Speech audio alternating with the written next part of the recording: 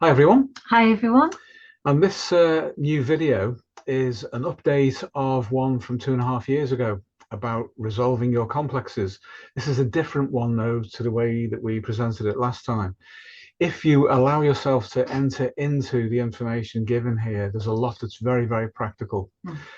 And a lot of it's from a recent seminar of ours with our students. Some of our best students appearing at the best, some of the best we've ever had, in fact. So there's a great deal to learn from this if you apply yourself to the contents. So hope you enjoy, and we'll see you soon. Yes, see you soon, everyone. Take Bye, care. everyone. This will probably be animated before it goes out, which should be interesting. But this is just a prompt to talk about the ego field and the Miller number, the self-image, and the self-concept. So this will be animated, and there'll be a narration and explanations with it. But this is, of course, in a working sense, what we have to exist with. We're stuck with this configuration. This seems to be what evolution has granted us to have to process our immediate experience through.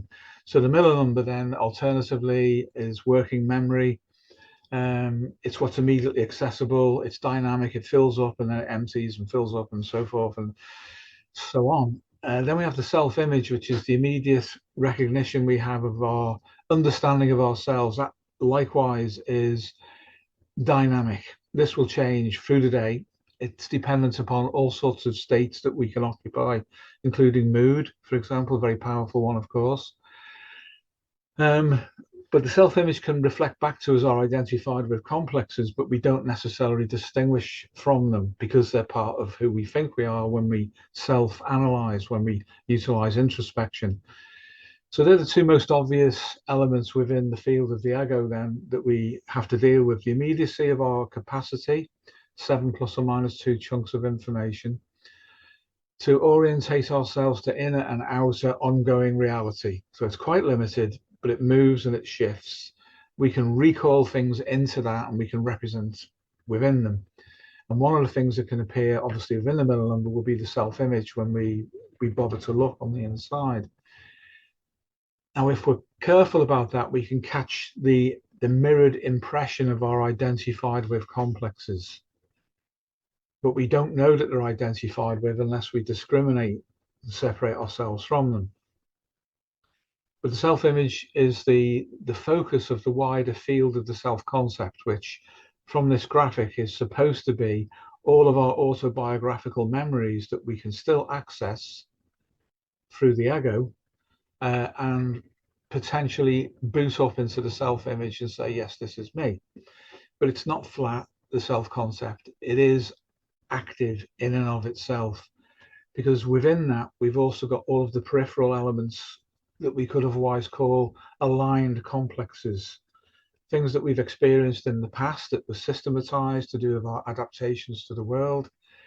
And then somehow we've moved on from them, but not enough to disidentify completely with them. They're still capable of having an effect on us. So say, for example, if we're in our later years and we remember what it was like to be a teenager who could not adapt to the adult world particularly well, and we had some experiences of the maladaptation that were painful to our self-image at the time, they would migrate out from the self-image and find a home within the self-concept field, because at some point it was significant and it may not be consciously operating on us, so therefore it's not in the Miller number, not particularly in the self-image, but it exists nevertheless within the self-concept. And we can find that these things sometimes turn up all on their own. We can access them through association. Something happens that reminds us of it, or we can go looking for it and deliberately hurt ourselves by rebooting that aspect of the self-concept up, which then moves into the self-image and the Miller number, where it can gain fresh associations. And from that, you can see the mechanism, how an aligned complex suddenly becomes identified with because we bothered to look for it. So they're basically the three main states of the ego that we have to deal with in a dynamic sense. But most of the self-concept is unconscious to the ego, but it is autonomously conscious to itself. That's a very important thing to understand. I mean, if you ask somebody about the past, you'll get what the NLP people would typically identify as a shift in the way that the eyes move. And they interpret that as someone forming a representation from the past. I don't think that's anything like 100% accurate. What you would have to do is observe an individual and see whether they typically do something like that when they're booting up a representation. But again, we have to be cautious because we can't directly access their inner experience. And it's something that you could easily do to distract somebody. You could set up a series of what they would call analogical markers. So they would then think or infer something is going on when it isn't at all. So we have to be careful about that kind of thing. But where you can reliably see it in someone who is not informed about such things, then you may see a representation of something booting up that way, or through a change in respiration, physical posture, that kind of thing, or some combination of all of those. But one of the clearest ways, if we're having a conversation with someone, is how it affects speech, the continuity of how they form their ideas and express them through language. That's when you see the interference patterns coming in particularly clearly, because it takes an effort, even though a lot of speech is automatic, it takes an effort to self-monitor what we're saying. And sometimes we don't self-monitor. Then something else that's in the background starts to show itself. It's revealed because the ego's drifting off from its self-monitoring process. And then these automatic expressions come through, the kind of thing that Freud called parapraxis, for example. What that gives away is also the kind of thing that free association finds and word association tests. In other words, we're going in with both of those methods, not only into the field of complexes, but actually into the self-concept itself, because we're tapping into the autobiographical memory. And it will respond to the state that we are in. And it may deliver things which we're not aware of. So therefore, they are not in the self-image or the middle number, but we express them and other people pick them up. So field infodynamics are going on all the time. So I just thought I'd knock this one up, so to speak, as a prompt for any discussion anyone might want to have about this. It's a simple model, but it works really well. It reduces clutter, but what we need to focus on, what we can reliably allow to form an interpretative framework in the background. So when things present, we can infer reasonably, there's the middle number of that person, they're accessing the self-image, the self-concept is there, and now the complexes are coming through. And they're not in the self-image because the person doesn't realize they've just made a Freudian paraprax, for example. Or the middle number goes blank and they say, oh, my mind's gone blank, I can't remember, what did you say?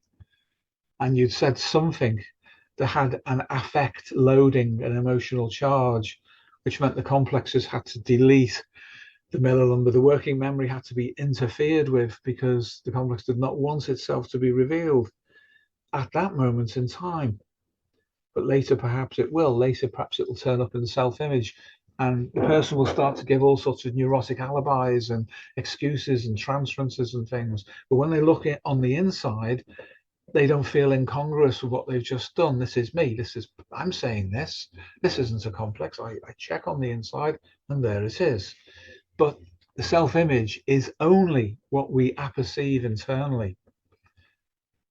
That doesn't mean that we are in any kind of control over what is represented in the mirror to us. Complexes that are identified with in particular will appear, and we won't be able to discriminate ourselves from them. But aligned complexes under Darwinian selective pressure will seek to become identified with. And you can actually get a situation where what Jung would have thought of as a partial personality, and I don't mean that in the full psychiatric sense, but a complex that has a configuration which is not identified with as we determine identification to be, but is sufficiently aligned to want to come in and displace another complex. And then you can get the typical loss of memory, if you like, working memory in the Miller number, and then a conflict of viewpoints, both of which suddenly seem strange to the ego. So it collapses. We get a Genome effect, where the tension of consciousness reduces. And what that does for us, if we are perceptive enough, is not only to see the manifestation of an ego which is not processing information very efficiently, we're actually seeing into the infodynamics of complexes as they struggle for attention between themselves, and therefore to change their status with respect to the self-image. So they can do that without even going into the Miller number. We don't know that that's happened, but suddenly I check on the inside. In other words, I go into the self-image, and there's a representation that I don't separate myself from. I don't think this isn't me. I think it is me.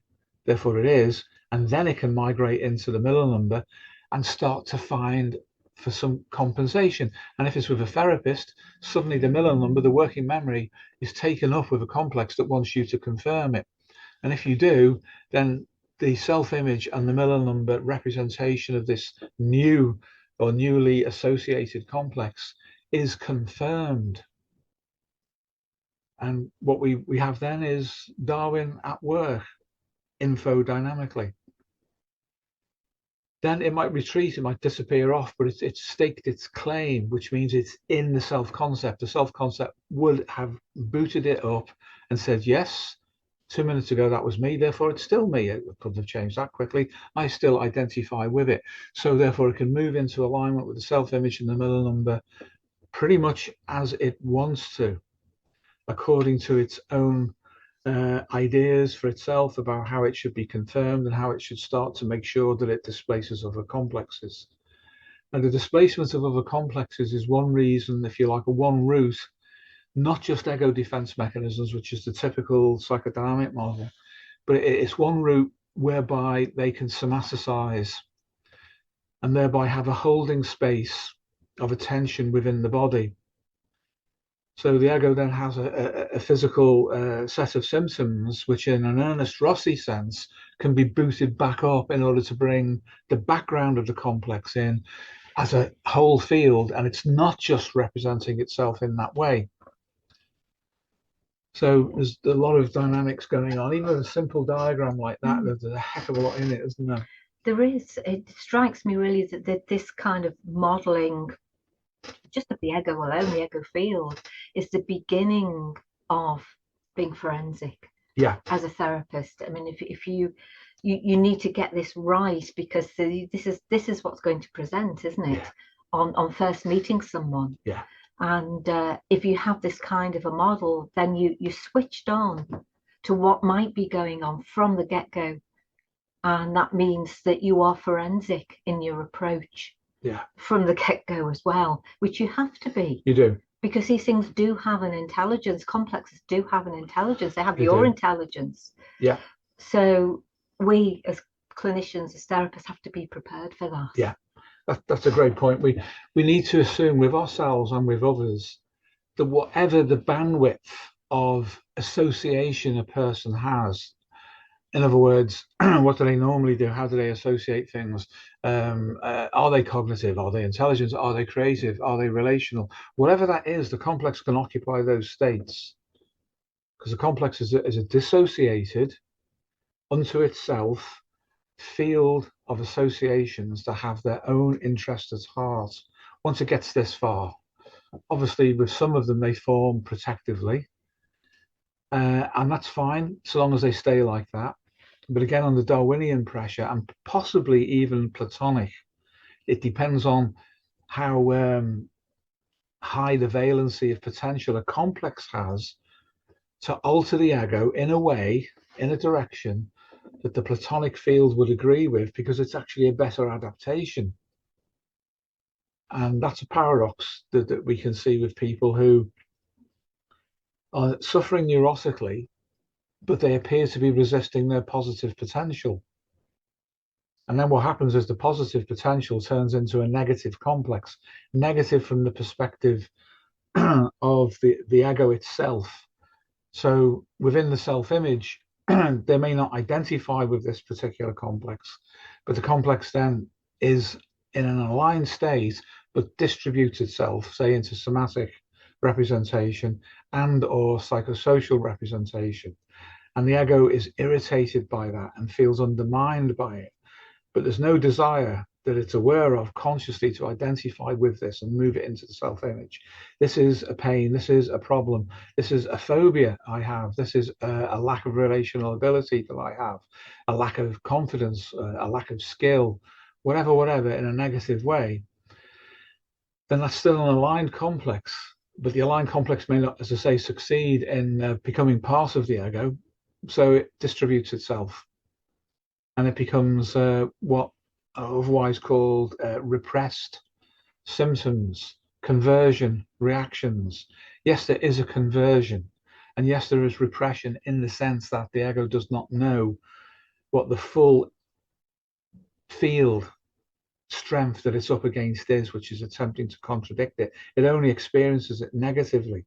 But just suppose there is positive homeostasis that is trying to bring about a shock to the ego and force it to confront itself so it reconfigures. That will be experienced by the ego negatively. And then as time progresses and experience of the complex itself and the homeostatic drive behind it, as that increases in experience, it'll be like, well, we've got no choice. We will have to make the system more unstable in order to draw attention to the positive that's hidden behind the negative. And the problem with that, of course, is that most people don't want to know what the potential positive is behind the negative.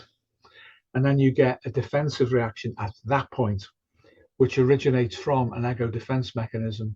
So the ego then splits off a portion of itself in a Geneian way to resist the positive complex, which appears to be negative to the ego.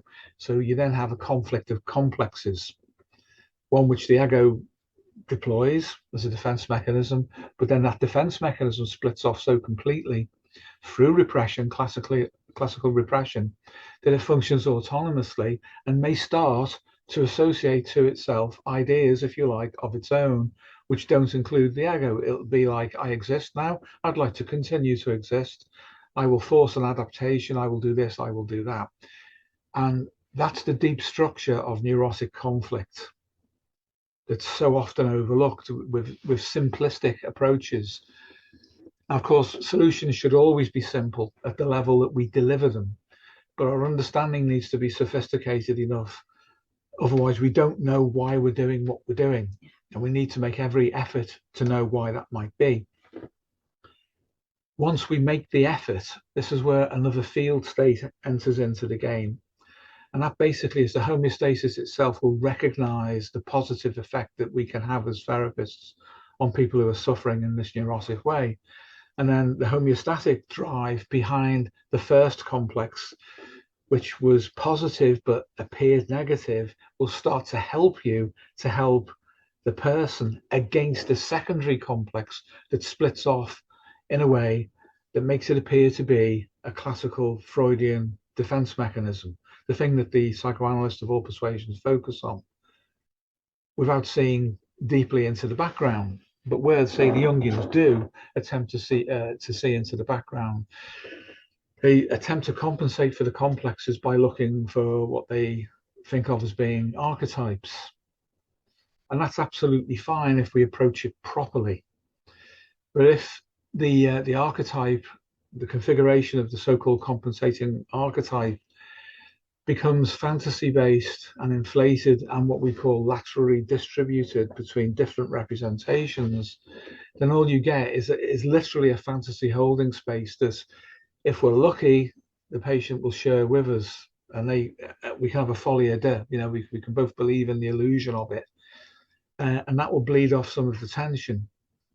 But it will mean the therapy goes on for a very long time because the therapy has not started.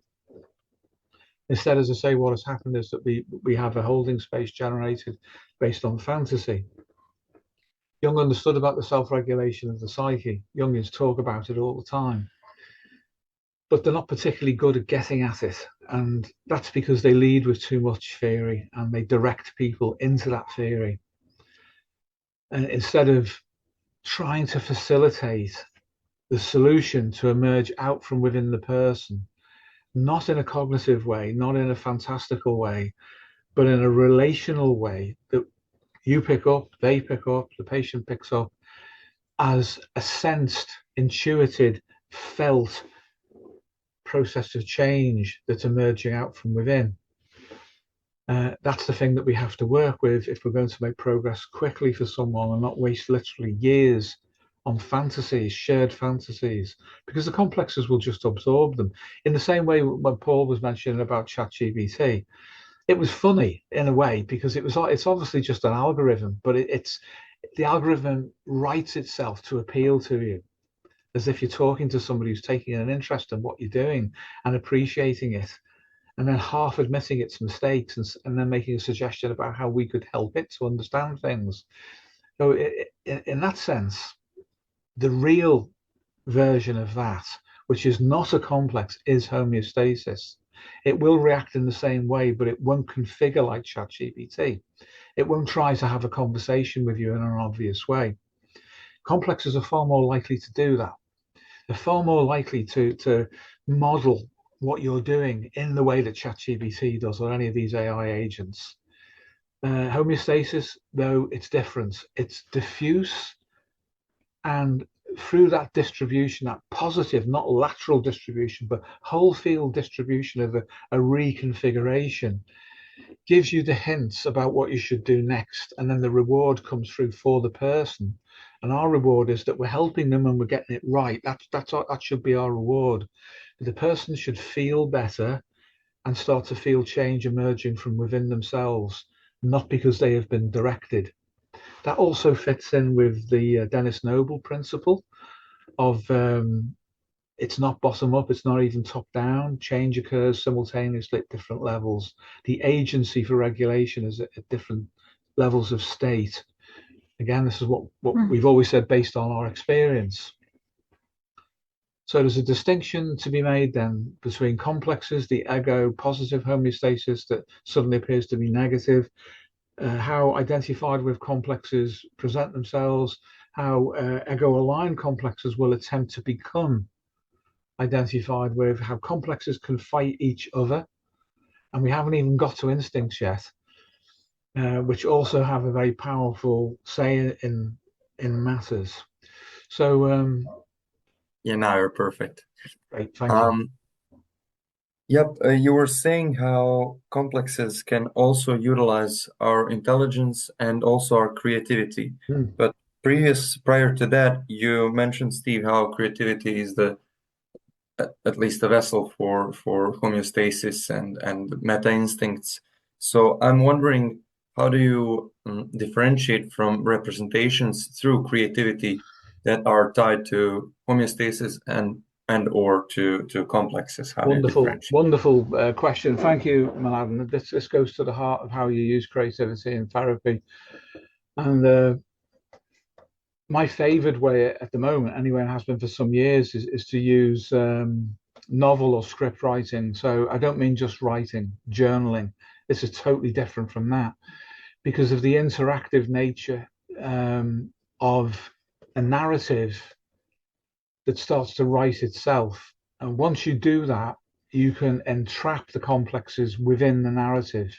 They will seize the opportunity.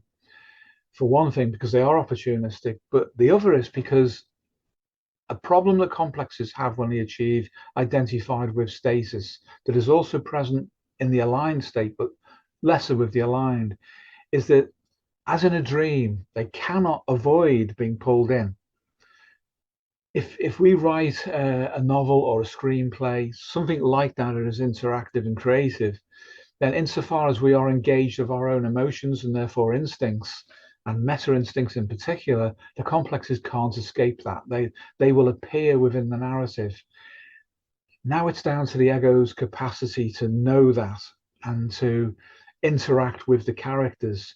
So if, for example, we are writing a novel and there's an antagonistic character, the problem to the protagonist, the ego, we might say, then the capacity to write and to feel as if we are the complex, forces the complex to agree with the way the narrative is going, because it's getting attention and it's written into it. And it's also contained in the narrative because we can analyze what we've written. We feel it when we write it, and then we step out, we read it, we feel again, and we begin then to use our cognition properly to separate off and say, right, so that's it. That's the thing that's been coming through. And now it's in the narrative. And that's how you're supposed to use a mandala in the East. You're supposed to put these unpleasant things into a mandala and entrap them there. So writing a good novel, I say good not by the quality of anyone's writing ability, but good in the sense of the function, the actualized function of what we're doing, will cause things to follow a narrative that completes the story. So the complex is entrapped and is defeated. Obviously, there's got to be instincts, meta instincts. Some people would say archetypes in there as well. There'll certainly be a lot of emotion if we write with feeling. And as we know, affect is a carrier wave of instinct. So it automatically brings instincts online. So creativity for me is easier in that process way, but I'm absolutely sure, I mean, I've seen it obviously with people I've done with sound trays and photo imagery and things like that you can do it in other ways as well. But I find it particularly useful because it can't escape. Once the dream ego configures in a dream state, so the waking ego becomes the dream ego and brings the self-concept with it, all of the complexes potentially that are connected with the highest valency to the waking ego are now in the dream as well, and they are as stuck as the dream ego is too. Thank you. Thank you. That brought a lot of light to the entire process and how you would differentiate in the end. Basically, through the narrative and the characters, you can see what is embedded, and then by revisiting it, you can analyze it, basically. Yes, it fulfills the true purpose of the myth in the sense that it should be a complete story. And these, what Jungians would call archetypes, work themselves through in the appropriate way. We would say meta instincts work themselves through, because the meta instinct is the whole situation that understands all of the elements in the same way that a dream is self-contained and understands itself. It's the waking ego that doesn't understand the dream. Jung would agree with that the dream is conscious and understands itself. So we should be informed by the dream according to its own way of representing itself. The problem comes when we take the waking ego to interpret the dream ego experience too literally. So we need to find ways of dreaming without dreaming, and then seeing what the psyche does to accommodate what we're doing. So very often, if someone's being creative in a writing sense, then the dreams respond to that, the change, because a lot of the work, the dream work, as Freud called it, is being done through the creative process. Journaling will never touch that. That's narcissism, and I don't want to be rude to anybody who's ever done it, but it's a form of narcissism where the ego is preoccupied with itself at a superficial level, and it's looking to generate representations of its own suffering, but also its own triumph. So you're seeing Adlerian compensations come through with journaling and fantasies, and that is not doing anything. There's no dream work being done through a journal, but there is if you write a novel or a play and you feel it. Yeah, and I understand that. I'll definitely think more about journaling, although it's been a very long time since I've done anything like that, or dream journaling, which was very akin to what you were saying. It was just recounting of the narrative of the dream, but wasn't going in depth. But I'll think about it more. And I was wondering if maybe this is a right time, or maybe another seminar, that you could comment upon the other mediums of creativity, like the sentry or photo imagery. Well, we'll be going into depth on them imminently. That's the plan, is to go through all of them and do we hope, a much better job than we've done before on it, really, because some constraints on that have been removed recently, so we can do that without any issues of interference, shall we say. So yeah, we'll be going through all of that, but basically each of the creative media that we use has its advantages that can complement the others. So very often you might use more than one in one session, and that would go all the way up to the enactment process as well. We can bring music into that, we bring photography into that, we can bring altered states of consciousness, formal ones like trance states into that. Everything can complement one another, and then you generate this very, very powerful interactive relational field. You see the field effect then for sure, because none of it is collapsed into any of those states. It's all there. It's very interesting when that happens. But we would say that the core ones that we talk about and that we utilize are the most practical on the basis of Darwinian selective pressures, where we've tried so many things with so many people for so long that it resolves out and it forms a Sheldrakean field. It becomes effective because it was effective, and because it was effective, it will be effective. And the people that we work with are in alignment with that when their own field detects that we are good for them. There's a good fit with the way that we approach them in their life, and then things move quickly. So none of them are mechanistic or rote, but we do, as you probably know, we have guidelines and protocols for their use. That forms the skeleton, if you like, through which or upon which we build everything else, and then the life force is the delivery of it. But if you want to ask about anything specific, yeah, I'm happy to.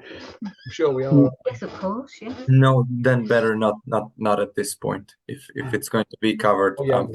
it's better to allow this to move in a different direction. So thank you. Thank you. You can process anything through the creative media. Anything that we've discussed today or in the past, instincts, meta instincts, you name it, they're all there, and they take advantage of the opportunity that you give them. The complexes will, they love the attention. The narcissism again. It's the narcissism, yeah, and the narcissism comes about through Darwin, because self-interest generates narcissism. There's nothing more Darwinian than narcissism. Everybody and everything has to be controlled by the field of the narcissist. So we utilize that, we don't resist it. We give them opportunities and they fill the space. Yeah, that's brilliant. Thank you. Thank you. So anybody like to add anything to that, or offer something different perspectives that we can look at?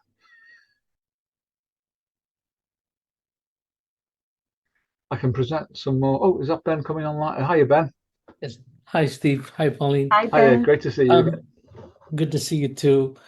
I'm just continuing to make sure that I understand self-concept and self-image. And so if I understand you correctly, even today, self-concept are things we begin to believe about ourselves based on our autobiographical memory or things that we go through, pleasant things, unpleasant things, traumatic things, all of it. And so depending on adaptation or maladaptations, which is where the complexes also seem to opportunistically take hold of things. And so with all of them, the composite of all of them, when we look at ourselves, what we see ourselves is the self-image. That's the mirror. Am I hearing that right? Yeah. I just want to make sure I understand that accurately, because it's kind of puzzled me a bit. Oh, well, thanks, Ben. So the self-image is something which can change in a minute, because as it's continually updated and to an extent created by our self-observation, Okay.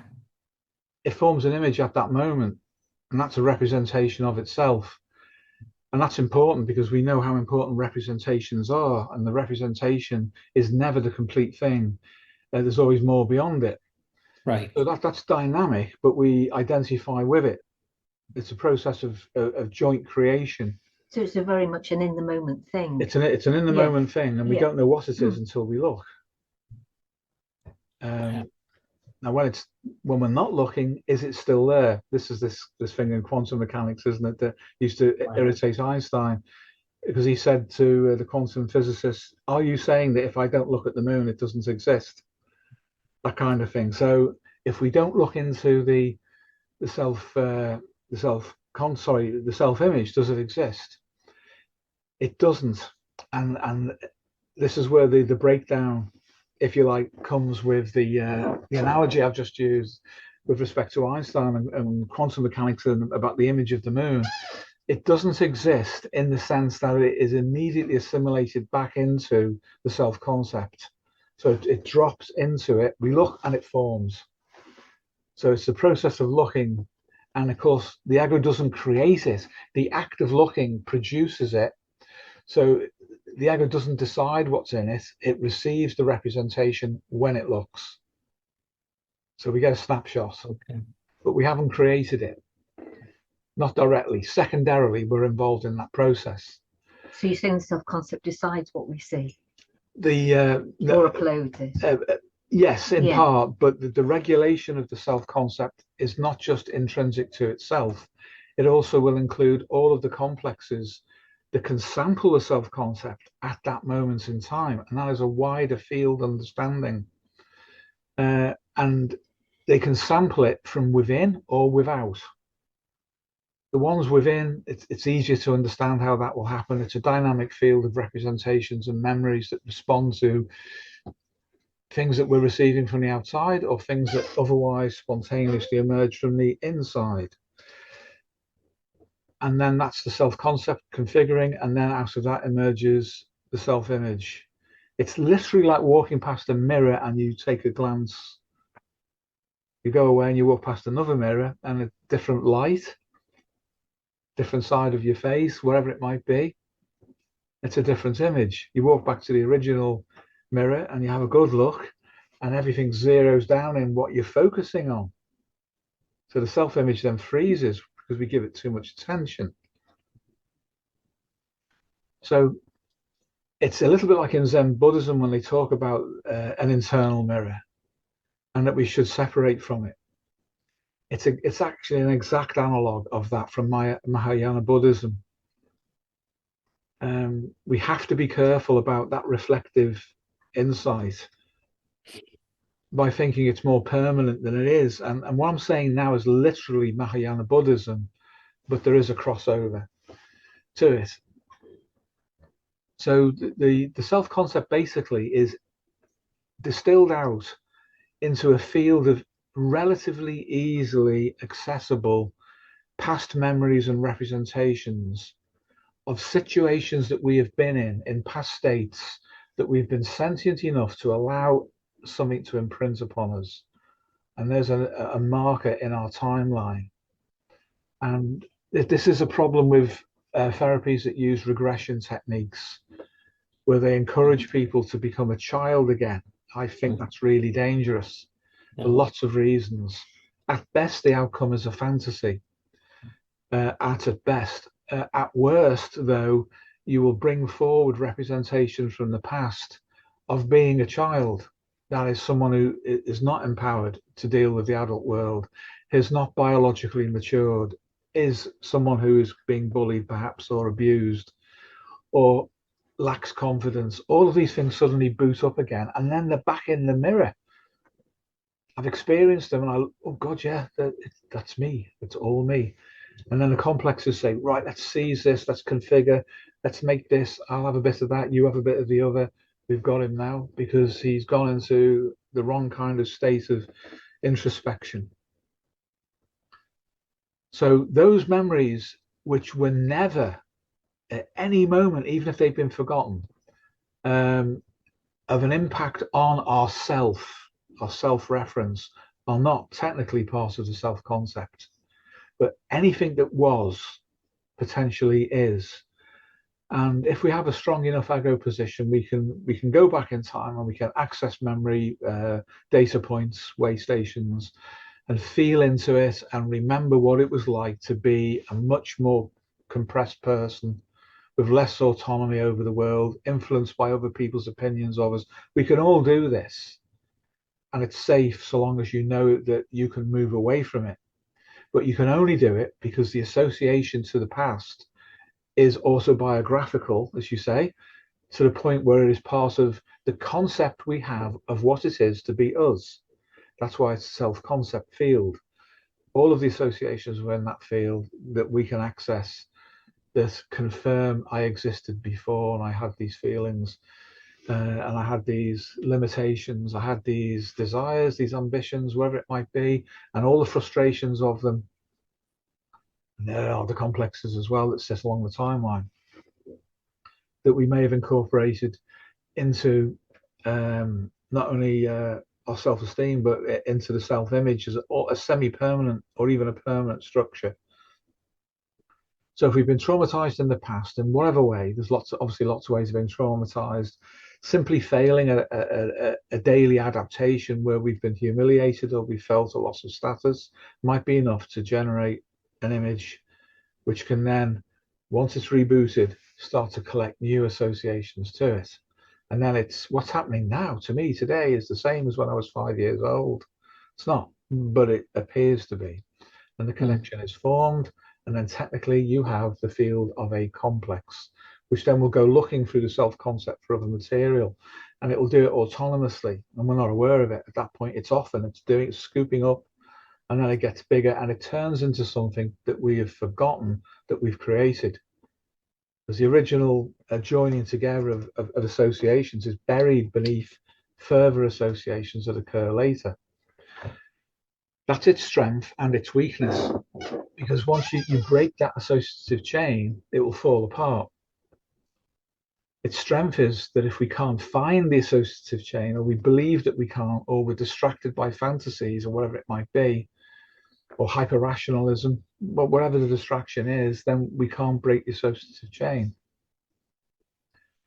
So we have to use the dissociative methods to access and reconfigure and break down the attachments. I can go through some of the cards as well today, and you can see graphic representations of these processes. So as a patient, you can go in for therapy and the therapist actually generates that complex in you that you didn't have before you walked in. Absolutely. So it's then it's a hell of a mess, isn't it, really, at that point, particularly if that person keeps going back and it keeps getting reinforced and so on. It's actually doing more harm than good, arguably. Definitely. I mean, obviously the original one, it was the Oedipus complex. Somebody goes to see Sigmund and doesn't have one. Yeah. And then they walk out the consulting room after 50 minutes with him and they've got an Oedipus complex. And then the Oedipus complex is in the culture and suddenly everybody's got one through suggestion. And then Sigmund's passed, his time's gone, other psychoanalysts repeating it, the same influence, the collective complex of the Oedipus complex through influence and suggestion at a cultural level propagates because it's information. It's systematized field-based information. That's how it propagates.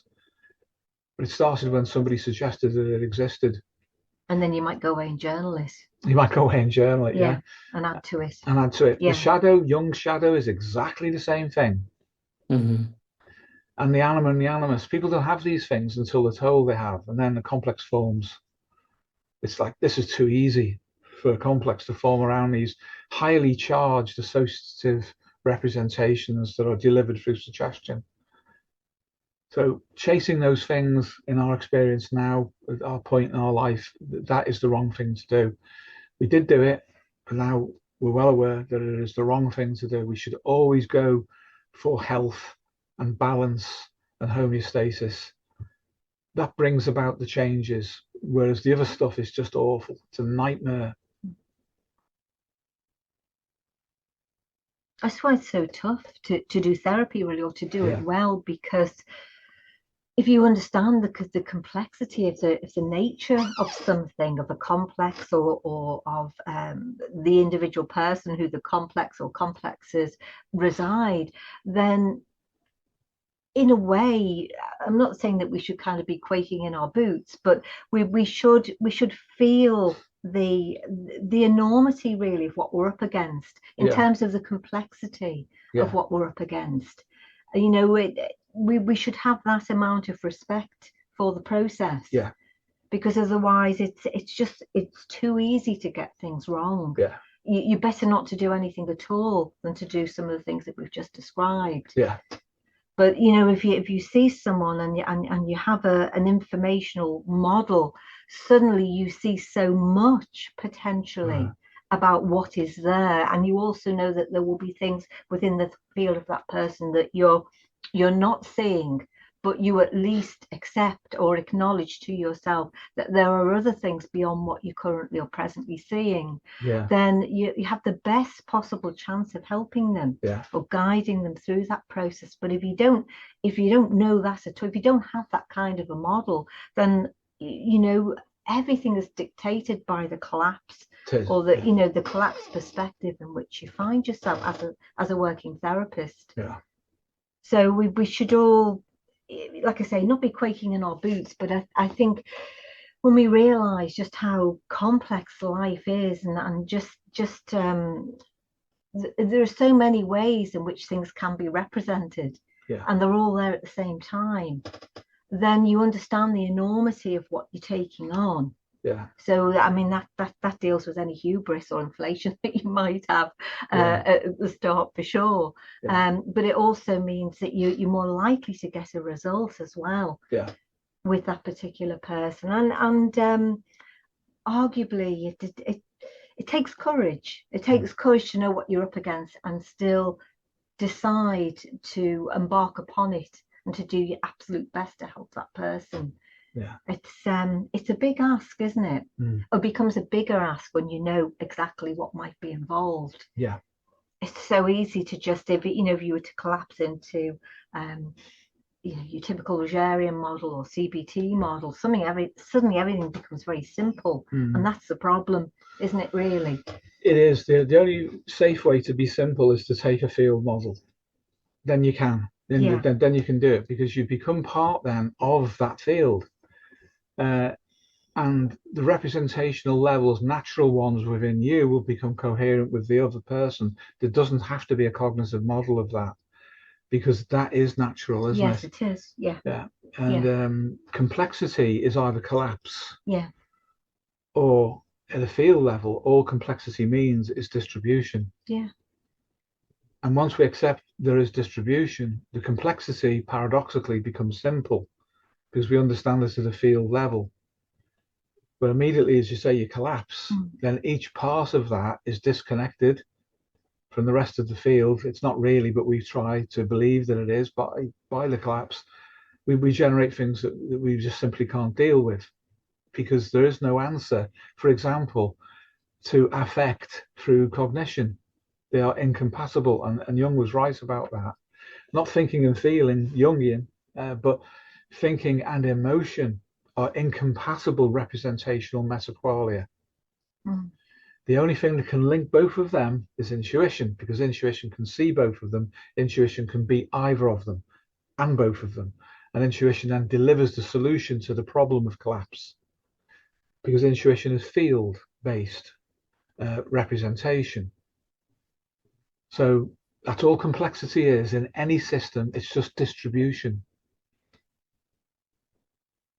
And then accepting that takes a lot of the pressure out of it, doesn't it, really? Well, you were, I think, at least in part, explaining that to somebody who we were working with recently, a couple we were working with who were in a lot of conflict. Oh, yeah. And the husband was becoming enraged, really, in certain situations with his wife about, the failed, the state of the relationship that he felt he was in to his wife. But rather than, you were saying to him that for some people, the rage doesn't necessarily express itself in an emotional way. It can sometimes collapse into cognition, and come across as being really hard, cold, forceful cognition as opposed to emotion. And I think that was a really important distinction that you made for him, and it's a useful one to take with you into therapy too, because what it tells you is that, you know, emotion can be represented differently. The person who for whom it's collapsed into cognition, in a way, is every bit as emotional as the person who is in the very obvious florid rage state. But it's you could say that when it's in that sort of extreme form of hard cognition, that it's almost moving towards being psychopathic, really, in the extreme. Talking about in an extreme context now. But I think it's just interesting to think of something like a Pankseppian instinct being able to represent itself differentially, other than, like I say, explosive rage or anger, because you know, it's just really a case of whether it's almost hot or cold in an emotional way, isn't it? We talk about people being emotionally cold, and we experience them in that way, but actually there's a lot of steam behind it. It's just that it's choosing to represent itself in that way. And I think that helped him to see that when he wasn't in an active rage state, that he was still in it. It's just it was being expressed differently in their relationship. And I would say that you're 100% right to say that instincts are involved. The instincts are distributed through the metaqualia. So if it's Pankseppian, some of it will turn off as a representation of cognition.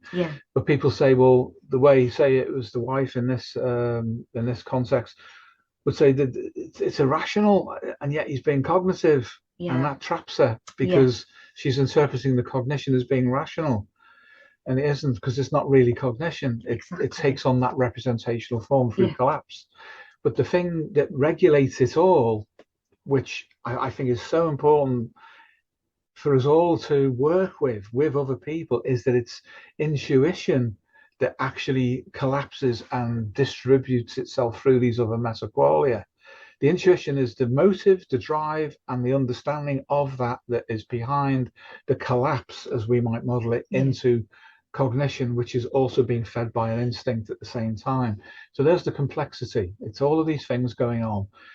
The simplicity of it is understanding it's just superpositioned distribution of one factor, one field factor, which is, as I say, represented in that way.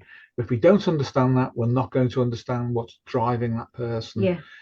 And then all the apparent incongruities, you know, that if the person's well educated, this guy certainly was, that why has his main way of seeing the world been co-opted to represent in a distorted way his frustrated instincts and his intuitive representation that he can't grasp fully of what's going on? If he can get to the intuition, he'll understand himself.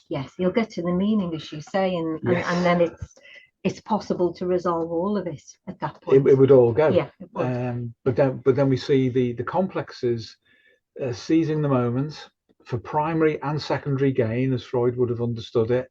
And we see the defense mechanisms deployed by the ego downstream of the original problem. So you can see even aspects of the complex field fighting one another. Oh, it's complexity, so to speak. But the simplicity of it is, how is the information being represented to something which the person can receive? And in receiving, all of the negative energy will go. And of course, that seems too much to believe. But when we work with people and we utilize altered states of consciousness so they can experience different aspects of representation, the pressure disappears. And that's not because they've been told to think differently. It's because they've been asked to receive an understanding which doesn't need the intermediary of complexes, opportunistic, parasitical, dissociated negative Geneian complexes, they don't need to be there. But if we allow them, they will be. So we don't allow them, and we don't allow them forcibly. We don't allow them by being different in how we receive the whole field. So the whole field isn't fractured into distributed representations that are antagonistic to consciousness's understanding.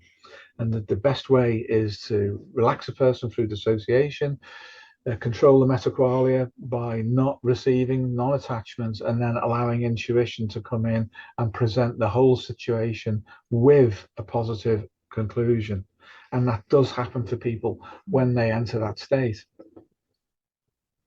It's probably just as well, really, because if you're working with two people, you've got two complex fields, Yeah. You know, interacting with one another as well. Yeah. And so in a situation like that, where you've got increasing complexity, as you say, Steve, it's almost paradoxically even more important to be simple, because otherwise, how do you resolve all of that? Yeah. You know, it's bad enough with one person, but with two people, yeah, it is really bad, isn't it? It is very difficult sometimes. Yeah. So the simplicity then is that you actually go to a higher register of complexity, but it's not going to trouble your ego because you receive it. You receive intuition. Intuition is high bandwidth, but it doesn't fill you up to the point where everything's excluded. It's paradoxical. It does the opposite. It delivers a clear understanding. In fact, the meaning, as you say, and Yes. that's why we say, isn't it, generally there's a difference between understanding, which is cognitive, and meaning, which is intuitive. Yeah. If you go to meaning, then the complexity vanishes. Yeah. From the ego. It's there, but it's understood and it's dealt with through the only metaqualia that can represent the entire field. And then homeostasis says, fine, thank you. Now you've got that, you can do a good job. You know how to receive. But that doesn't half take the sting out of situations, doesn't it? Does, yeah. And then the couple concerned might then say to you, that's why we were in that state. Yeah. That's why we were warring with one another. And, you know, that as you say, that illumination from within is sometimes just enough to, you know, push everything, all the complexes to one side, and they move on. Yeah. Thanks, Ben. Thank you. There's a lot there. Yeah. There's a lot there. Oh, I'll go back and listen to my it. End. No, it's not. I'm okay. You're coming through now. Got you now, yeah. There's a lot there. I'll go back and listen to this. It's very, very useful, profoundly useful. Thank you. I'll go back and listen and make more, slow it down and sort of receive it piece by piece. Yeah, and we can build on it. It's really, really helpful. I don't know. I mean, do we have time for a very short case study? Yes, of course. Yeah. Like I received a text yesterday from a patient I hadn't seen in a while. He's a highly successful restaurateur. Having, you know, he had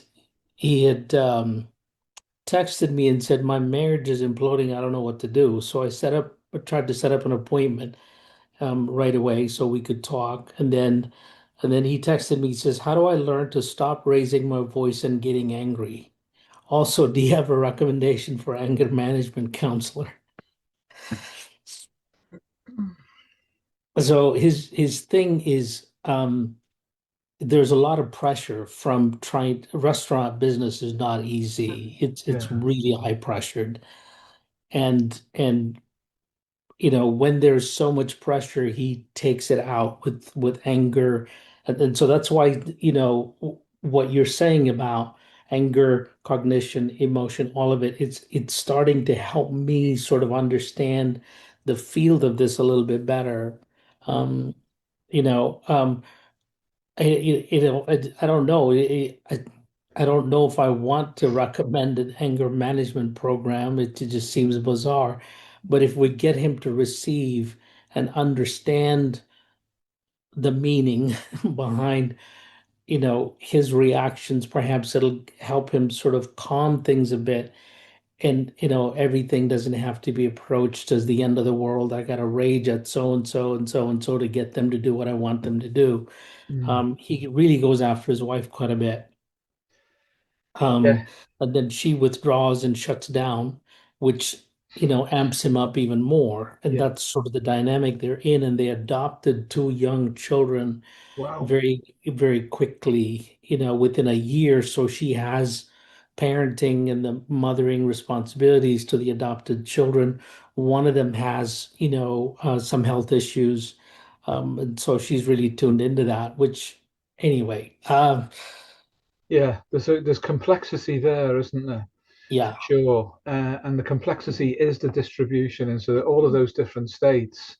And his reaction at a Pankseppian level is understandable, because there's probably a mismatch at an ego level, or a misunderstanding, perhaps even a complete non-understanding of what a meta instinct is, and the scenario, the governing scenario through which everything is being played out. The restaurant business, I mean, it's a business, but its product is food. I know it's service as well, but fundamentally food is so important at an instinctive level. And the preparation, distribution, reception of that exists probably independently of any financial or business consideration of it as a product, but it doesn't go away, it's still there. And that then will feed into all sorts of other background instinctive issues, including the children that have been adopted, and the care, the Pankseppian level care. And then the frustration, Panksepp just switches on the rage state, which is an attempt to force an understanding that there is no context that I am aware of here that can solve this. So when Panksepp fires because there's no context, you can't switch it off, because the context will regulate Panksepp. Can I just go to a card or two? Just to, sure, yeah, please. Because we do cover it. We will be covering this in the next. If you excuse me for a moment.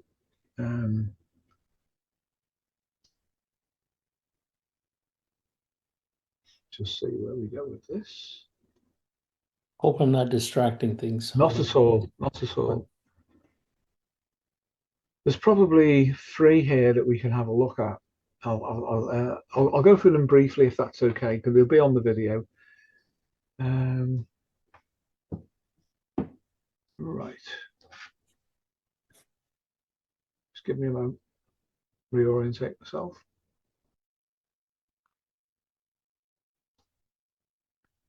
It's this one. Okay, let me know when you can see that. Have you got that? I can see that. Yeah. Great. So this is basically the instinct field. This we hope will be animated, which doesn't really add anything to it particularly. It can still be considered in this way. So what we've got here is the representation of a young man who has some understanding and training in how to access instincts by introspection. Hence, he's got his eyes closed and he's going inside. And the instinct field then comprises of Pankseppian instincts, and then above them meta instincts, which we've not defined except by category rather than individually, because there's so many of them, of course. Far more meta instinctive scenarios than there are Pankseppian ones. But Pankseppian ones basically are highly conserved, as you know, adaptations that we share in common with any species that has a similar brain stem and limbic system structure that we have. So they're conserved in an evolutionary sense, and they're just there. Their purpose basically is to extend homeostasis at a physical or physiological level, but also social as well, because some of these are social, out from within the frame of the body. So the body can't on its own deal with things. I have to action myself in the world to bring things about. That means there has to be a recognizable situation for this Pankseppian drive or instinct to be deployed upon. So above that, then we have the ancestral psyche, so-called archetypes, and timed release genomic anticipations, time released by the stage of life that we're at. They're all general categories where meta instincts as scenarios will operate. So say within the ancestral psyche, top left there under meta instinct, if seeking is firing to try and find something, seeking, which is the dominant Pankseppian one, is looking for context. And if I get context, then play, care, lust, rage, panic, grief, fear will all find their appropriate expression. If I can't find it though, and all of these others, which will include rage, for some reason, why is rage kicking off? Because there isn't a context that makes sense of your experience, or the contexts are in conflict at a meta-instinctive level. Therefore, they are broken up. We can't detect them. We can't relate to them properly. So rage becomes the conditioned level at which a complex responds to frustrated instinct, and it interprets things that way, and the meta-instincts never get sorted. So there's much more depth to it than that, but that's just the first part of that representation. And I have the same guy here, and behind his head we've got the carrier wave, and what we're saying is emotion or affect is the carrier wave of instinct. That's all instincts, the carrier wave for consciousness. So it's affect which confirms most clearly in a way that we can grapple with that an instinct is knocking on the door. Actually, intuition is far more effective or more efficient than that. But most of us don't receive intuition properly. Hence, it drops into whatever's there, whatever is available. Because we're not accessing, as I say, intuition correctly, we're left with an affect-based carrier wave, which will take us back to what's in the middle there, which is a Paleolithic adaptation of our species. There's an environment behind them. There's creativity on the wall there. There's basically artwork. There's labor. There's fire. There's a tribal or familial representation. There's everything that is necessary to provide a context, a Paleolithic, highly conserved meta-instinctive context for any of the Pankseppian emotions. But of course, these contexts change because our species has evolved. So our meta-instincts also evolve, but they include at their core these primary representations which satisfy all of the Pankseppian ones. And that's why Freud came up with the concept of the id. The frustrated people he knew in the 1890s in Vienna were people who were suffering from repressed hostility and sexuality. Both of those things work well in a Paleolithic environment. They are that highly conserved. But in order to adapt to their present context, what they could have been directed to appreciate is that meta-instincts evolve themselves. We don't need to leave Panksepp trapped in the Paleolithic context, which is then inappropriately activated in Vienna at the height of the Victorian era. And then we get the repressed sexuality that he was finding everywhere and the secret desires to harm people. If we find within the culture within which we live an appropriate representation for a meta-instinct, Panksepp solves itself. So affect is the carrier wave of instinct, and then at the top there, instincts are the emissary of their master, the genome. In other words, they take us there. They take us to the genome. The genome is only one step, of course, in the process, in the superposition process, but it's a vitally important one because the genome is also contiguous with Platonic and Sheldrakean fields and bioelectric fields, as Michael Levins pointed out. So we need to catch emotion and allow it to take us to the representations that we need to understand. But we needn't stop in the Paleolithic. We need to feel it and then feel the contemporary understanding of Paleolithic contexts that are modified and still stored within our genome, within our brain structure as well. Then we get the contemporary and there's no conflict with the past. So that's basically the layered aspects of that. And here I'm saying meta-instincts are the dreams of the genome. So what we have here is a more complete representation. Lower left, we've got the brain. We have the carrier wave, but also the DNA, which is on the carrier wave. Now, both of them, when we get hold of the meta-instincts, which are still in the middle, actually can take us to the Platonic. The meta-instincts are the doorway to the Platonic, because the Platonic is upstream of the meta-instinct. It's embedded within it, but can we receive it? When we receive a meta instinct, are we receiving only compensations at a Freudian or Adlerian level, or are we in a state to receive the Platonic, which will certainly bring us back to the present and into the future?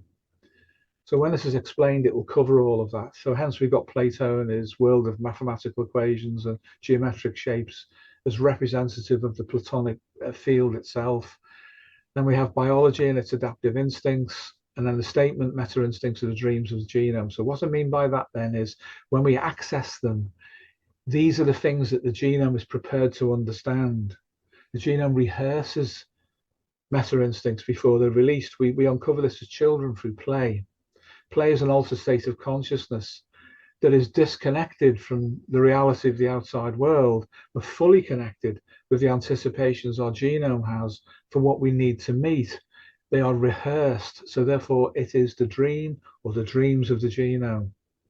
When we understand that, it's easier to get into the genomic level of understanding of the field, and once we're there, if we're open, we can receive the Platonic. And that's that altered state of consciousness, that's further upstream than that. So I'm going to go back a little bit. It's the wrong way. Yeah, the Platonic field of consciousness, again, we have to access this. And if you do it in a layered way, you can see above the impression of this young lady here, we have, first of all, the brain and neurological level. Then we have DNA, of course, we have various fields there going on. Gradually, we move up through the atomic and the Platonic, sorry, the atomic and the quantum. And then out into the pure Platonic. Each of these levels is conserved and still present. It's conserved and active and still present. It's not conserved and locked away. The genome is dynamic. It responds to its environment. Through epigenetics, changes are made to the molecular structure of the genome. It is not fixed. The central dogma of biology is incorrect. Watson and Crick's model. Crick's principally, I believe it was. But this is recognized now by people like Dennis Noble and Michael Levin and others. So if we can access the field of superpositioned representations, we can start to communicate as if we are not our ego, therefore not collapsed. We can receive and understand, and the only way that's going to come through via representation is by being congruent with meta intuition. That is not subjective intuitive collapse, but an intuitive understanding of the entire field, which is not cognitive, it is purely receptive. That's the transcendental, transpersonal state that the East tries to achieve, and it does in its own way. But in the West, we've got far more cognitive baggage to let go of, far more reductionist misunderstandings of the nature of this world that we live in. So receiving Platonic field consciousness will resolve all of those conflicts, because the entire field will update at that point. It will reconfigure insofar as how it then collapses into our subjective waveform within the metaqualia. So everything changes. When representations change and agree with one another, we feel better, we get along, and we access more information. So understanding increases beyond the level at which we were prepared for in our ego. And Michael Levin is seeing this even with very simple life forms. And that video I put up the other day with that other guy on, that collaborator of him on Discord, he also talks about that, how competencies, as he describes them, increase when the complexity of the system increases, 1 cell to 2 cells to tissues to organs. More just seems to drop in. Michael's seeing this all the time with behaviors and with things that correspond to consciousness, but just not like the ego. This is what we've always said, because this is what we see. This is what we meet in people. So this is how this guy that Ben has mentioned needs to be approached, really. Anger management is not going to touch this. No, it's not. No. That's a pure cognitive distraction, isn't it? Yeah, you know, but this is something Ben could absolutely help this guy with. Yes. If he was to approach it in this way. Yeah, he would have to understand cognitively at first that this is something that will go beyond his cognition. He has to experience it and reconfigure himself. And he has to be helped to be unafraid of what that might result in. because complexes will power up to generate fear at a Pankseppian level and say, here is the context for your fear. The context for your fear is you'll lose your business, you lose your relationship, maybe even lose your life. That's what a complex will insinuate, thereby tapping into other Pankseppian drives so that the complex is maintained and manages him actually, and manages the field of his life. If he can separate off from that and then receive meta instincts in the way that we normally discuss the process to be, he can get beyond that and do what's being represented in this image. I would suggest that's the way for long-term adaptation, and it doesn't need to take time at all. It's just an experience away. Once people have the experience, it's convincing because the field reconfigures and agrees with us. Whereas the state he's in at the moment, his field is not agreeing with him. And that's generating tension that he experiences as a neurosis and the activity and configuration of complexes. But I know there's a lot there, Ben, but this is just a preamble, really.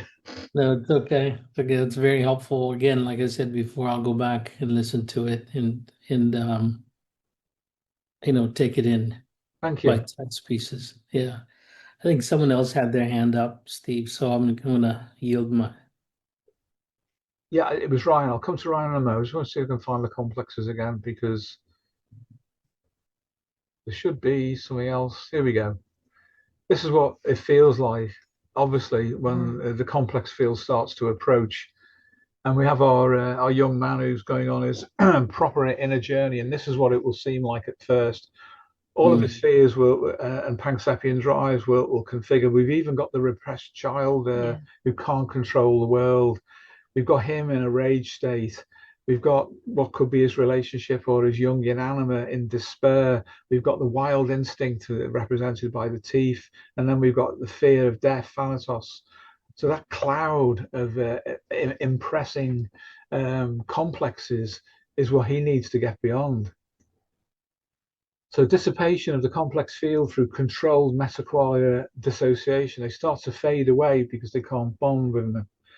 And then eventually it'll get to this position, access to a healing deep structure complex, which is the old guy there, the figure there who's reaching out with his right hand to him. But behind that deep structure complex, this is the thing he believes it will take form as. This is his confidence. This is what he believes in. This is what the culture's told him to expect he'll find on the inside. Doesn't mean that it's false at all. It can be, though. It can be false when the actual inducted representation or the ingressed representation is only a fantasy. This will not work. But if this is produced as the gateway to the meta instincts and then to the Platonic, it will work.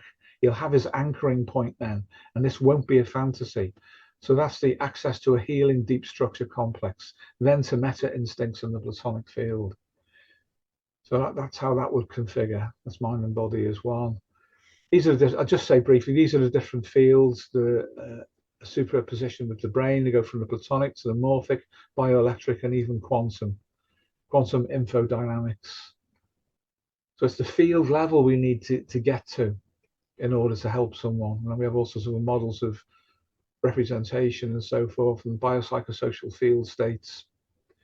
So that's what we'll be covering in the new video. But hopefully the graphics will help as well to make things consolidate. I think the graphics are fantastic. Thank you. Yeah. Yeah. Superb. I'm looking forward to seeing the video. Yeah, thank you. Well, hopefully we'll have that out in about another week. Gareth and Sam are working on the animation part, which won't be a complete animated part, so it will be animated. Gareth will be doing some narration as well, his cloned voice, which will help us because we don't have to commit so much time. Yeah. But we're providing the information and the experiences going into the narratives. And then this should dovetail with the last one that we did, but in a more compressed and easily accessible form. That's the idea anyway. Really good. Thanks, Ben. Thank you, Ben. If anyone can help this guy, do. Oh yeah, Yeah. There's no doubt about that. Without personal qualities, nothing takes, nothing can be delivered, nothing can be received. Thank you. You've got all of that. Yeah. Thank you. Cheers, Ben. So is Ryan, if Ryan's still with us? Yes, hello. Hi, Ryan. Hi, Ryan. Hi, Cassie. She's with you too.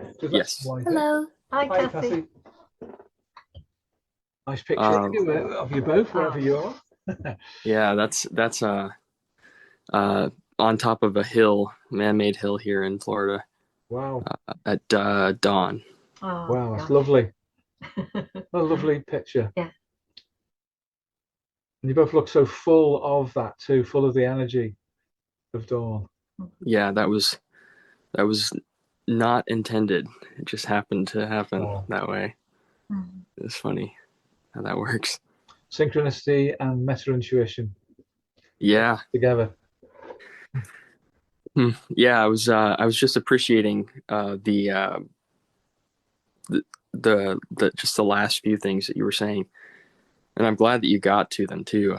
The interchange between you and Ben brought that out too, because it answered a lot of the sort of subjective intuition that was gassing me up when I kept raising my hand earlier. I was just experiencing a lot of things, but so that was cool. Because the metaqualia sort of it seems like if you can get a grip on all of them, that's I guess the extension of the complexity of what the human mind can do to be able to allow those things to drop in. Yes. Yeah, absolutely. When you think about it, that perspective that I can see there, that you both enjoyed and that you've shared, there's so much information in that picture. It runs from the horizon line visually, but of course we know that there's something beyond that horizon, and that there's a 360-degree perspective, and there's dawn there as well. There's life all around you, and for any of us to attempt to be conscious of the impact of all of that, we can't just be cognitive. The sensory, interoception, exteroception, that's important, but meaning will come from intuition, how that takes that sensory impression and understands it all in such a way that we feel the right emotion about being there, and delivers the meaning intuitively of what it is like to be there. When David Chalmers says there is something that it is like to see the color red, and my argument, and it was read in the narration, the last one, is that, but what's the context for red? You can't abstract it like that. There's an entire context that has such layered meanings. And once, as you've just said now, once you any of us grasp the fact that this is a field of experience, and I can move between them, and I can learn so much and have a much richer relationship. It is a relationship because it's not just me perceiving or apperceiving on the inside. I am receiving, and the environment responds to the energy that I give off into that environment. That's really powerful, and you guys do that anyway because you are so into working on the land and being constructive and creative through a relationship to the land as well as through people. So your own field is building up relationally, that's extending beyond only psychology, and that is a really valuable thing to do, because then you won't fall into cognitive reductionism. Well, the cognition's what would you do without it too? You do need it, yes, you do need it. Otherwise, we'd all be in the Stone Age, wouldn't we? And maybe very happy, but we'd be in the Stone Age. Yeah. Totally agree. Yeah. I'm looking forward to the video. The graphics look great. Thank you.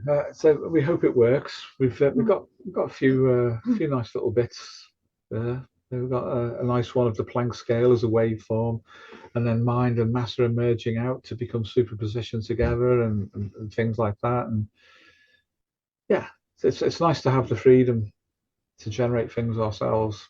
the way that we want them to be presented. Yeah, it's one of those gifts of modern technology now. I mean, it really, really, really changes things. Yes, it does. It does. And you will see in your time changes way, way beyond that horizon. And no doubt you'll embrace them and use them properly. Someone has to. Yes, they do. They do. And when you say that, it's like there's that line of fathers back over the horizon, and each one placing his hand on the shoulder of his son. And after a while, it'll reach us, and you'll do for them what they need or needed to have done in their own life to complete a journey for themselves. That's a wonderful thing too. I'm looking forward to all of it with all of you guys. Can't help but feel that also. Yeah. Well, you've got a good relationship, which is so important, you know, as opposed to a bad one. Yeah. Doing it on your own is entirely possible. Being in a bad relationship is the worst situation anybody can be in, really, because it affects everything. You know, because you're working together on it. That's a good thing, but it is possible to do this outside of a relationship. So the problem is the relationship good or not? A bad relationship is an awful thing to be trapped in.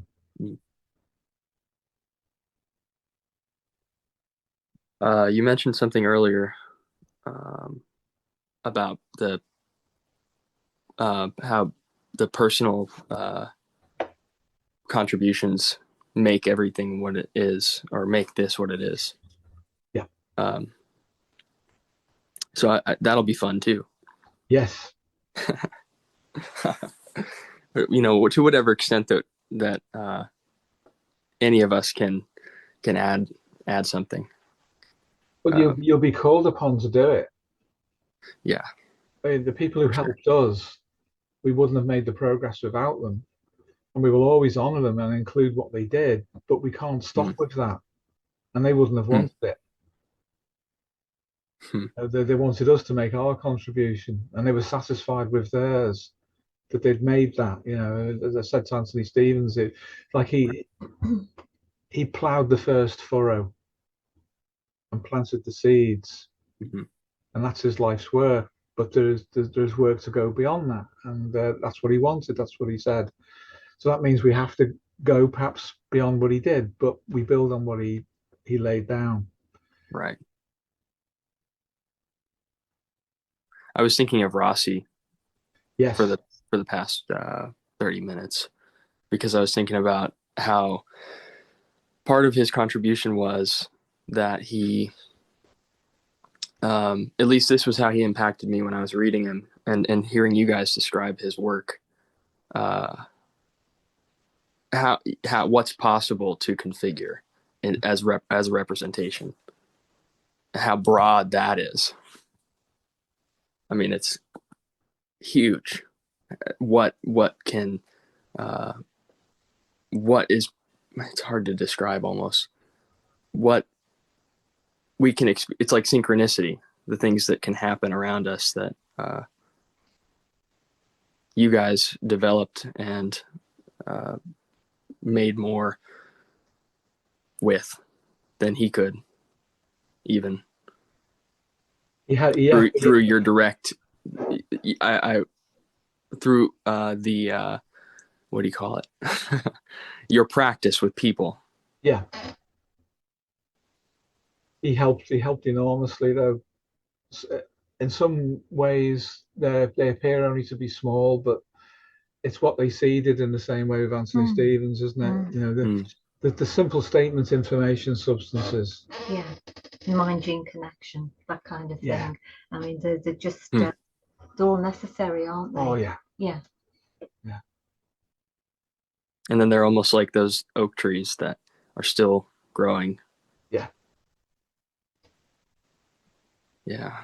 Yeah, we won't forget. I really liked what you said in the Anima video, the 6-hour one, where you said you were talking about the tree that used to be outside of your house in the countryside, and the question, what has it seen? Yeah. That was impactful. They're still there. There's 4 of them near my childhood home, and they were there before I existed, before my father existed. They're still there. Wow. It really, really shows what that means. Yeah.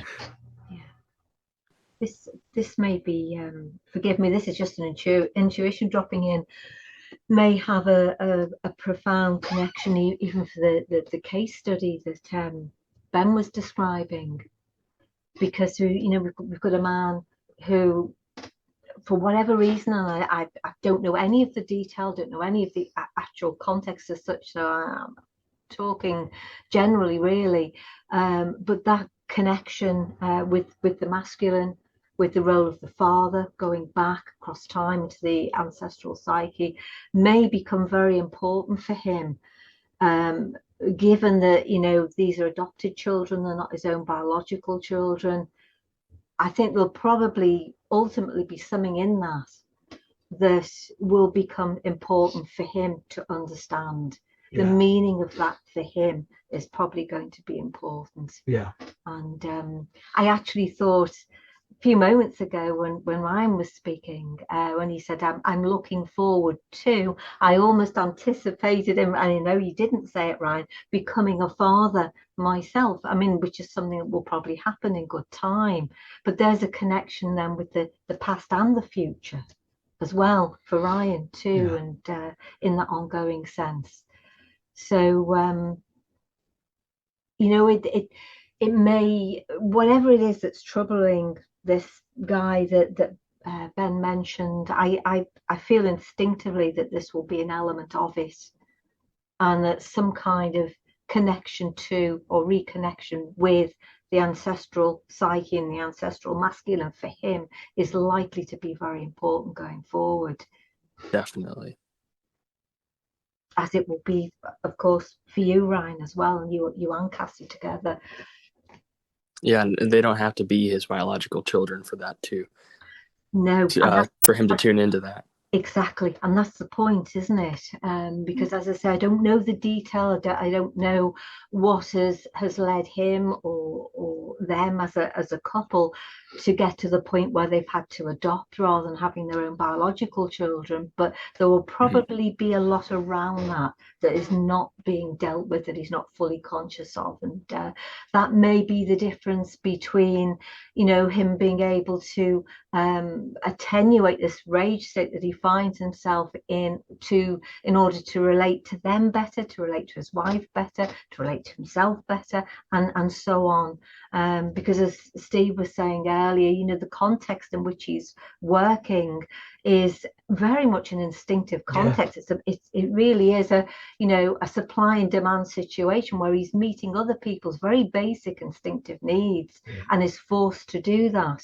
And then, he's going back probably into a situation at home where more of those kinds of demands are being made on him as well. So, he can't sort of escape that, for want of a better metaphor, pressure cooker of other people's instinctive needs coming at him. And I think just a better understanding of instinct and a better connection to meta instinct will help deliver the meaning of the predicament that he finds himself in right now. And as you rightly, I think, are hinting at as well, Ryan, that that may allow him to come to terms with the fact that he has adopted children rather than his own biological children, as such. These are delicate matters, aren't they? They're difficult to talk about because there is almost, I think, particularly now in the culture that we live in, the suggestion that should not be a problem. It shouldn't be a problem that they're not your own biological children. You should just be able to accept them, but you wouldn't be allowed to think about it then. No, absolutely, that's right. And of course, I don't think there's the requirement necessarily to talk about it in that direct way to him, because he can come to an understanding by other means. And so long as that's possible, and we're back to meta intuition again, aren't we? Delivering the meaning for him, then he can, I think he'll be able to transcend the conflict that he currently finds himself in.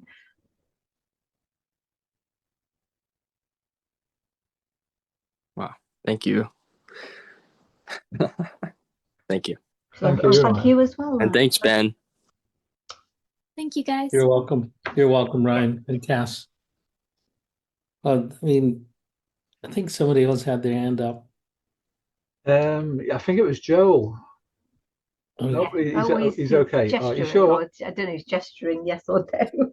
Well, Pauline, what you were just sharing was so important. It just reminded me of a couple of things when it comes to Ancestral. You know, his father, you know, meeting the instinctual needs of others. About a year ago, maybe a little over that. You know, his father has not necessarily been someone who's, you know, led him well or taught him well. And one of the stories of that is this man grows his own produce and things like that. So it's farm to table kind of a restaurant. So he grows his own chicken, his own, you know, vegetables and everything.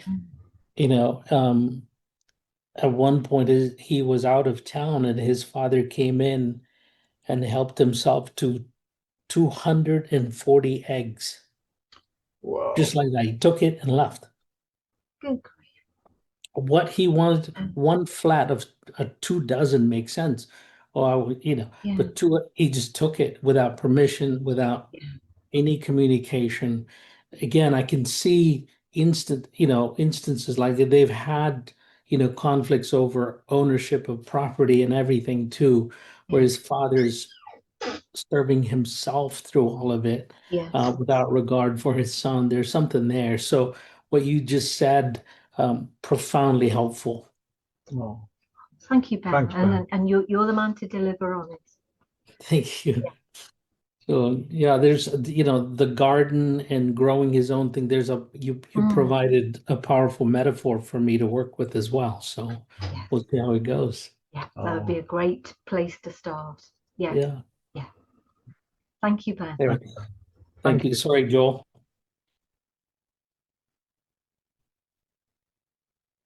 Oh no, it's all right. I just I had my hand on my face and the AI took it as I was raising my hand and it decided to do it for me. I did.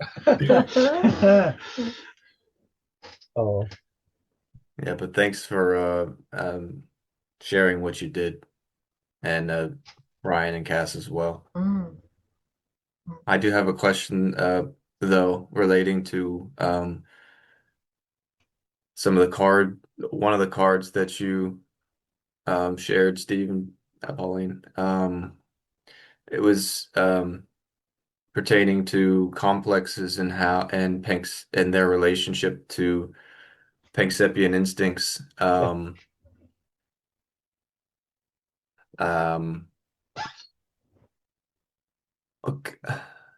It occurred to me, I guess, as a question, I guess. Could a complex feed back to the ego when a Pankseppian instinct and a meta instinct is trying to come through?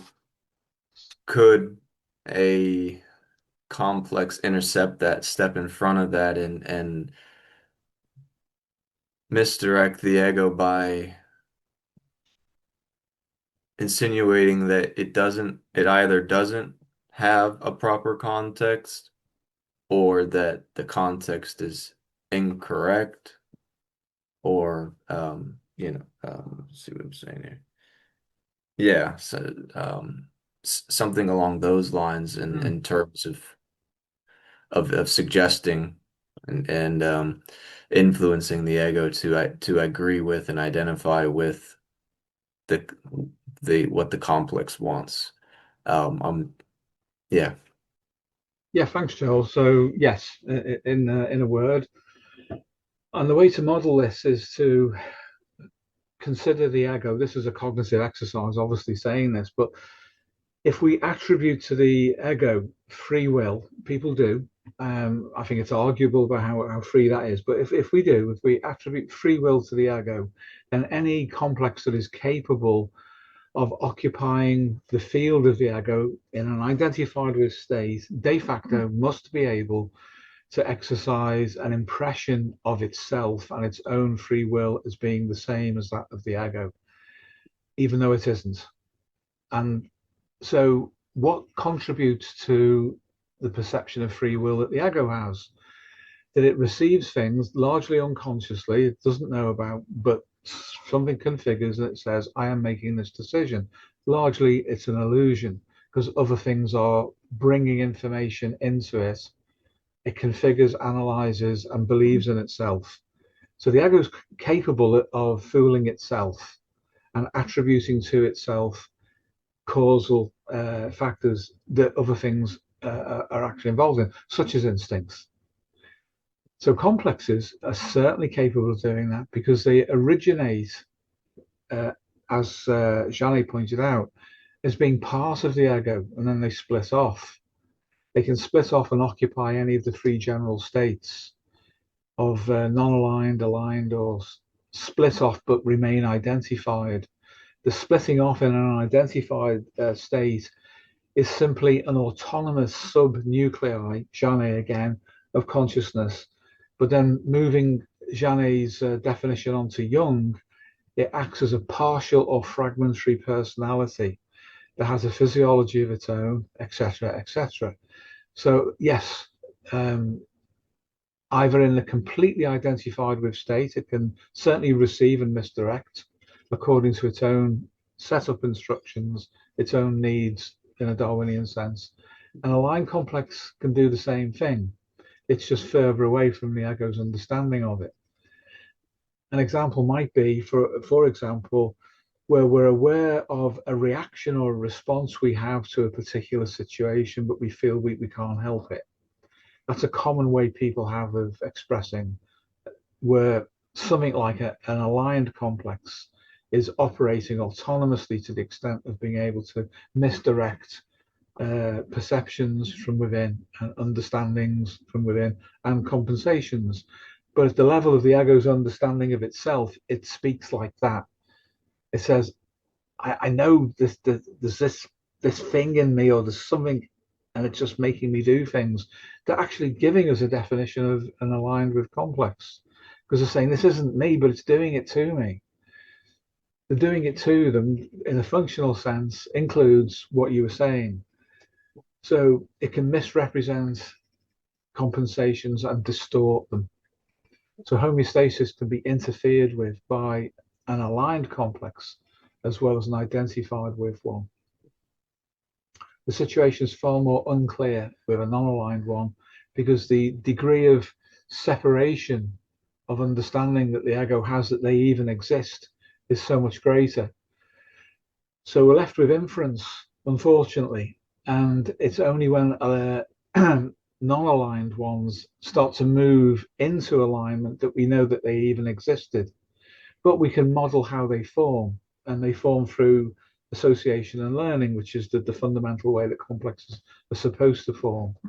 But those that litter our timeline and are significant enough to be part of our self-concept are capable, according to that definition, of exerting pressure on the ego from within the memory of the timeline along the ontology of the self-concept. And they're difficult because we don't know that they're even there. And there's a tendency then for the ego to misattribute what's happening to them. It's just dark. I don't know. I can't figure. They're not even at the aligned state where they would say, I know there's this pattern of behavior I have that needs behavior modification, CBT, to reboot, rejig me. I just don't know. I don't know what's going on. The I don't know is the admission of non-consciousness of the existence of a field which is autonomous but completely absent either from identification with or from alignment. So we infer that it must exist or it could have no effect otherwise. and that we can infer that because this is a field of information and it is having an effect, then we can reverse that and have an effect on it. And we will do that by using altered states. So we reach into the hinterland of the non-awareness with respect to the field, the extended field of the ego, and we draw it out. But we make sure that the ego doesn't then align to it or identify with it. And in hypnosis, we have to have those safeguards built in. And unfortunately, with regression therapy, where something has been repressed and therefore might be in a non-aligned state but still active, if that's brought up, as we were saying earlier, it can suddenly become aligned because we poked it, we poked the hornet's nest or whatever, and then suddenly the thing's in our face. Maybe it's in our mirror, maybe it's in the self-image now, whereas it wasn't before. But if we prepare the ego to be able to separate from attachment, then it almost doesn't matter what represents itself to the ego. And this is another lesson from the East, whether it's Mahayana Buddhism or Tantric Buddhism or Tantra in a Hindu sense, because Tantra is originally Hindu. They all have mechanisms of dealing with representations. We can learn a lot from that. So yeah, it is entirely possible for autonomous systems, which are field states and distributed. The distribution defines what they are with respect to the field states that they occupy, to affect us in that way. But because they exist in an informational field sense, we can get to them.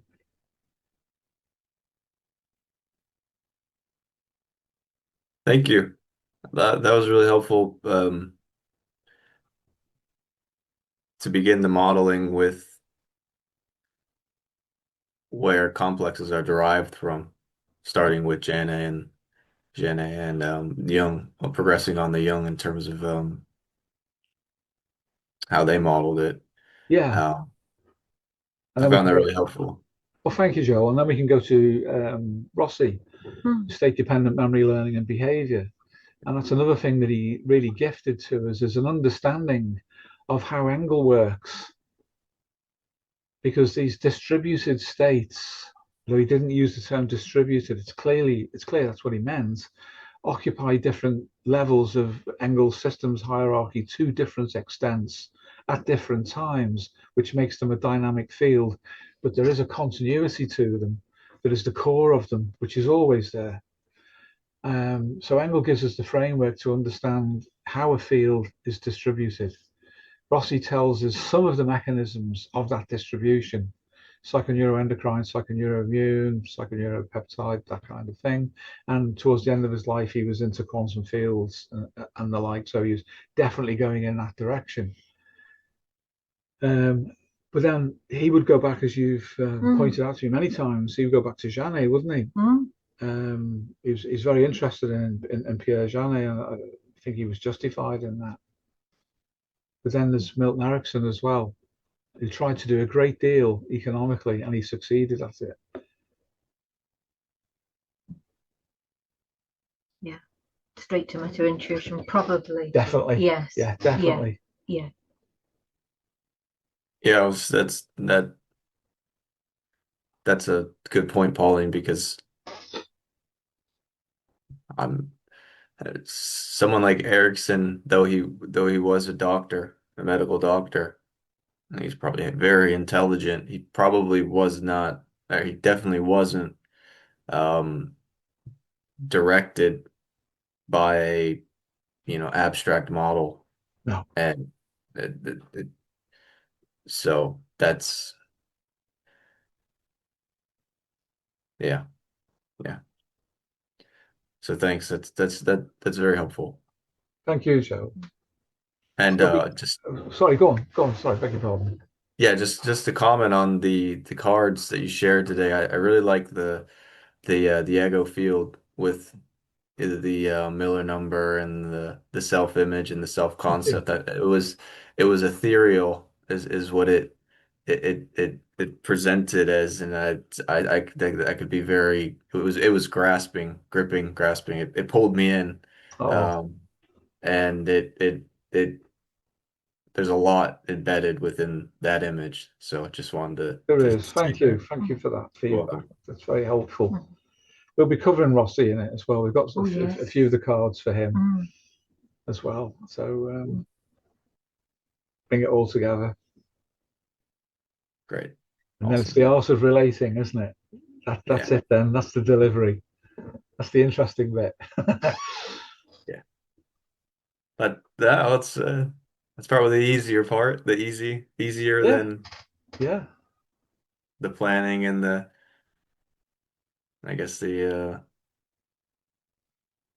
monotonous engagement with by monotonous I don't mean that it's less in value or that it's irrelevant, but just that it's you gotta put you gotta grind, you gotta put the work in and be more cognitive, which is yeah. I mean, I sometimes talk like I'm cognitive, but I'm getting over it. It's my attachment to it. No, I've got over it, I hope, a long time ago. I've got the capacity to do it, but I don't rely on it at all. It's secondary to everything else, whereas when I was much younger, I led with it. Yeah, I'm working on that. I could definitely, it's you just sharing that. I can in real time, step in or reflexively check myself and then attempt to reframe. And I can do that both. I've experienced that this can happen both interpersonally when relating with other people, or with myself just intrapersonally when I become aware that I'm occupying a state which is probably not agreeable or healthy or not ideal or adaptive. So and then it's then that's when the relating turns on, and the metaqualia becomes is uh tangible, and you can engage with it. So it's a process. I'm not just not saying I've mastered it, but making progress with it is I guess it shows the importance of relating and yeah. So. Yeah. You've got that. You've understood, and you do understand, of course, all of the cognitive elements and the abstractions, but you understand the delivery is none of those things. They're there, they're superpositioned, and they deliver, but not as a collapsed cognitive representation. And I found to that point, I find that if you take a cognitive stance on, how am I going to deliver this? How am I going to interact with people? That is extremely straining and heavy, burdensome on the ego. Yeah. So it's Mladen made a point in conversation on Discord with Leighton a couple days ago about the his interaction and how Leighton was in effect collapsed into his ego, and that reduced in cognition that reduces his bandwidth of his perception of his understanding. So he's in his own way, and that was really helpful for Mladen to offer that. So thanks for that, and Mladen. And if for myself, I've noticed as well is that when I'm more relationally oriented, the cognition goes away, and then after the fact, I'm like, wow, that was really seamless. And some of the things that I received and exchanged were not uh, in my conscious mind or in my awareness to begin with, and then that's like, okay, I can trust what's, I guess, having or building the vessel. I can trust intuition to come through. And then I guess from there you can work towards not being your ego in certain situations that require you to step outside of that. And I say that because you, Steve, made that point in the seminar where you were talking about the young woman you helped. Yeah, and how that's what that's what was required of you to do in that moment. So yeah, thanks for. Thank you. It's a lot of insight there. Great. Oh, yes, you've understood that perfectly. Yes. Yeah. Well, thank you. Thanks for giving the space to be able to, and everybody else, the field, to share it within.